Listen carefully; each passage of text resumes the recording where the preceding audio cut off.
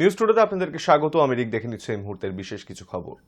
ভাটপাড়ায় অর্জুন সিং ঘনিষ্ঠ বিজেপি যুব নেতা প্রিয়াঙ্কু পান্ডের বাড়িতে হামলা চালানো এবং খুনের চেষ্টা সহ একাধিক অভিযোগে গ্রেপ্তার কুখ্যাত দুষ্কৃতী সোমু ওরফে মোহাম্মদ আমিন। এই ঘটনা তদন্তভার পাওয়ার পর কাজে নামতেই এনআইএর জালে সোনু। ঘটনার পর থেকেই সোনু পলাতক ছিল। সূত্রের খবর, মঙ্গলবার ভোরে এলাকা থেকে সোনুকে গ্রেপ্তার করেছে এনআইএর তদন্তকারীরা। তাকে জেরা করে ষড়যন্ত্রের পিছনে আর কারা ছিল যদিও এখনো পর্যন্ত কোনো সদুত্তর মেলেনি। তবে সোনু গ্রেপ্তার হতেই এলাকাবাসী কিছুটা স্বস্তির নিঃশ্বাস ফেলছেন।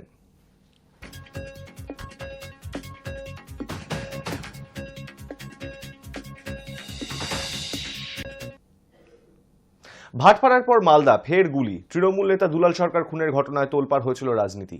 এখন সেই ঘটনা তদন্ত চলছে এবং এর মধ্যেই ফের প্রকাশ্যে গুলি চলল আরও এক তৃণমূল নেতাকে লক্ষ্য করে।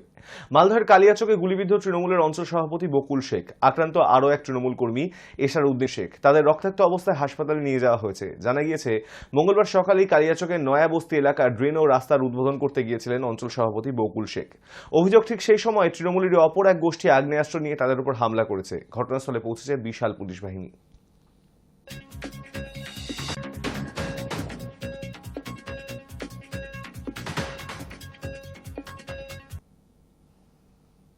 মেদিনীপুর মেডিকেল কলেজ থেকে যে 3 জন প্রসূতিকে এসএসকেএমে নিয়ে আসা হয়েছিল তাদের অবস্থা এখন গুরুতর। কিডনি এবং ফুসফুস ক্ষতিগ্রস্ত হয়েছে। 13 জনের মেডিকেল বোর্ড গঠন করে চলছে চিকিৎসা।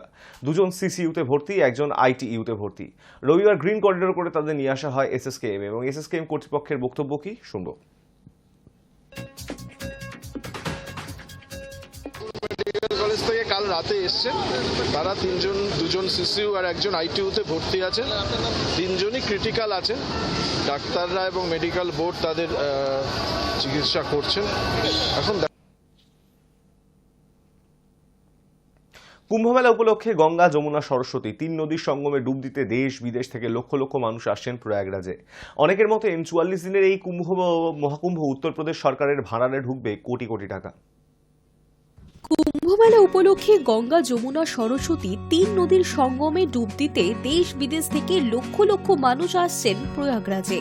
মঙ্গলবার থেকে শুরু হওয়া মকর সংক্রান্তির পুণ্যতিথিতে স্নান করতে ইতিমধ্যেই ঠিকঠিকে ভিড় সেখানে।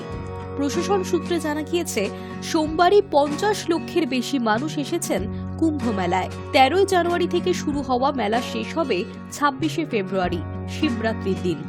অনেকের মতে 44 দিনের মহাকুম্ভে উত্তরপ্রদেশ সরকারের ভাড়ারে ঢুকবে কোটি কোটি টাকা।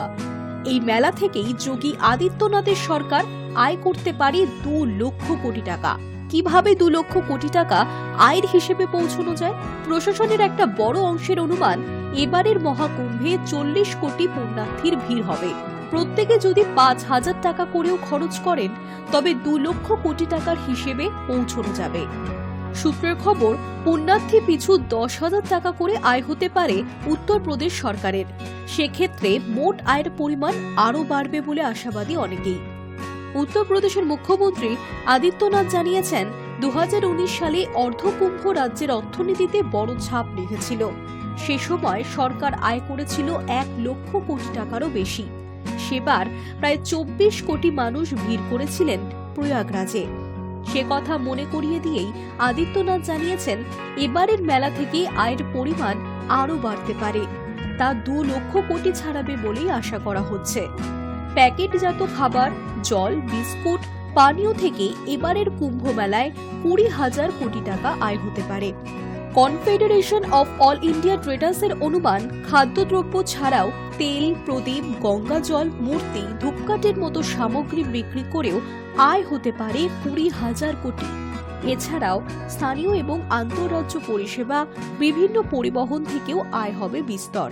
সেক্ষেত্র থেকে 10,000 কোটি টাকা আয় হওয়ার সম্ভাবনা রয়েছে। পর্যটন পরিষেবা থেকেও একই পরিমাণ আয় হতে পারে। এবার প্রয়াগরাজে কুম্ভ মেলা শুরু হয়েছে সোমবার, শেষ হবে 26শে ফেব্রুয়ারি, শিবরাত্রির দিন। চলবে 7 সপ্তাহ ধরে। প্রতি 6 বছর অন্তর কুম্ভ মেলা আয়োজিত হয়। 2019 সালে ছিল অর্ধ কুম্ভ মেলা। তার আগে 2013 সালে ছিল পূর্ণ কুম্ভ মেলা। 12 বছর পর প্রয়াগরাজে আবারও পূর্ণ কুম্ভ মেলা আয়োজিত হয়েছে। এবারে 44 দিনের মহাকুম্ভে অন্তত 6টি শাহী স্নানের দিন থাকবে।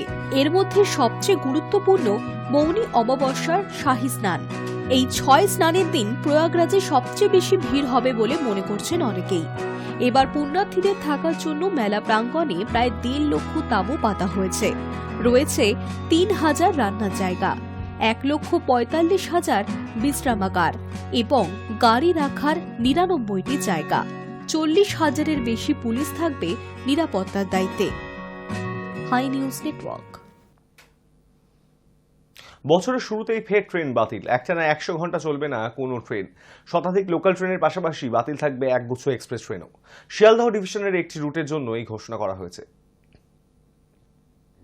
বালিঘাট এবং বালি হল্ট স্টেশনের মাঝখানে একটি সেতুতে গার্ডার পরিবর্তন এবং ব্যালাস্ট লাইন বসানোর কাজ হবে। সেই কারণে টানা 4 দিন ওই সেতু দিয়ে কোনো ট্রেন চলবে না। বাতিল থাকবে শিয়ালদা ডানকুনি লোকাল। শুধু ডানকুনি লোকালই নয়, বেশ কয়েকটি মেল ও এক্সপ্রেস ট্রেনও বাতিল করা হয়েছে বলে জানিয়েছেন শিয়ালদা ডিআরএম দীপক নিগম। তবে কয়েকটি এক্সপ্রেস ট্রেনকে ঘুরপথে চালানো হবে।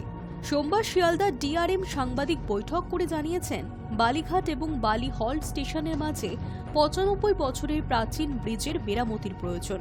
ওই রুটে সম্পূর্ণ পাওয়ার ব্লক করেই কাজ চলবে, আর সেই কারণেই টানা 100 ঘন্টা ওই লাইনে ট্রেন চলাচল বন্ধ থাকবে।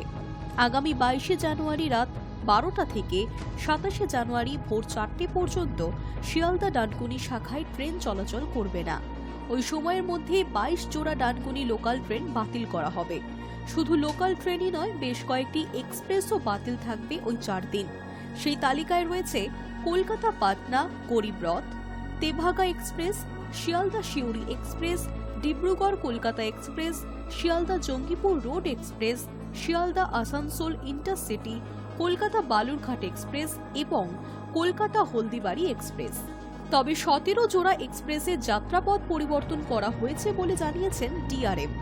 জম্মু তাওয়াই এক্সপ্রেস, বিকানের দুরন্ত, অনন্যা এক্সপ্রেস, শিয়ালদা রাজধানী এক্সপ্রেস, পদাতিক এক্সপ্রেস, কাঞ্চনজঙ্ঘা এক্সপ্রেস, কাঞ্চন কন্যা এক্সপ্রেস, দার্জিলিং মেল, প্রতাপ এক্সপ্রেসের মতো ট্রেনের যাত্রাপথ ডানকুনির বদলে দমদম নৈহাটি দিয়ে ঘুরিয়ে দেওয়া হবে। Hi news network. News today এখন এই পর্যন্তই। দেখতে থাকুন হাই নিউজ, নির্ভীক নিরপেক্ষ।